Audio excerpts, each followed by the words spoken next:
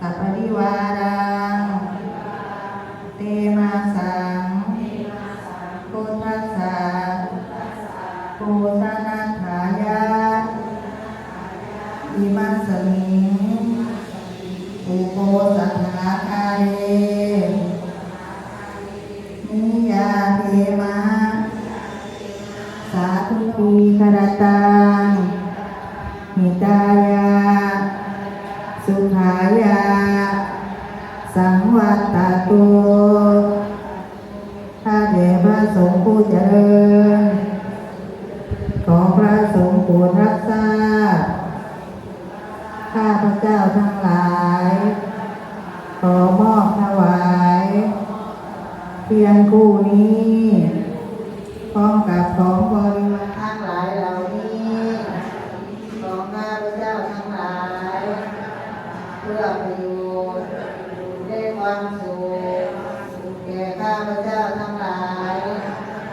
ตลอดกาลและนานเทอญสา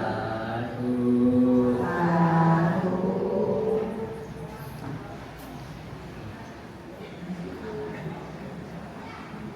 ขอรับน้อมเดชผู้มีพระเจ้าให้สุขภูมิแก่เรื่องการทั้งหลายขออวยพรแก่ญาติโยมชาวบ้านคนส่วนและท่านที่มาน้อมนำมาถวายที่ในพระธรรมกุฎเดียและพระทหารให้เอาแด่ผู้มีสุขแต่ว่าเอาไว้ไม่นองเลยก็ว่าเป็นบุญของท่านอาจจะเป็นเพราะว่าบุญอาจจะเป็นบุญนั้นเป็นนามธรรมคนละสามารถมองเห็นได้ได้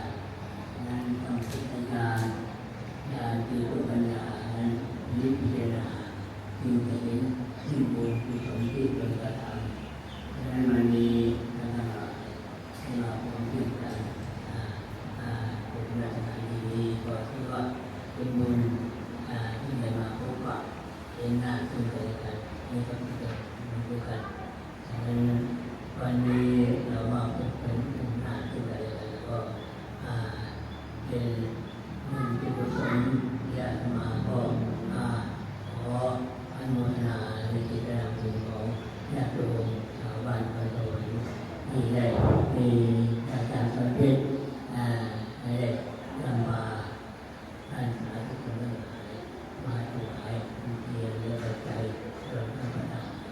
ก็เป็นบุญที่เราทำไว้ในปัจจุบันในอนาคตข้างหน้าบุญนั้นก็จะตามเราไปฉายาเอวะคนเอาหน่อยฉายาเอวะเรียกไปเป็นเงามันตามเราไปเพราะฉะนั้นเงามันตามไปเนาะ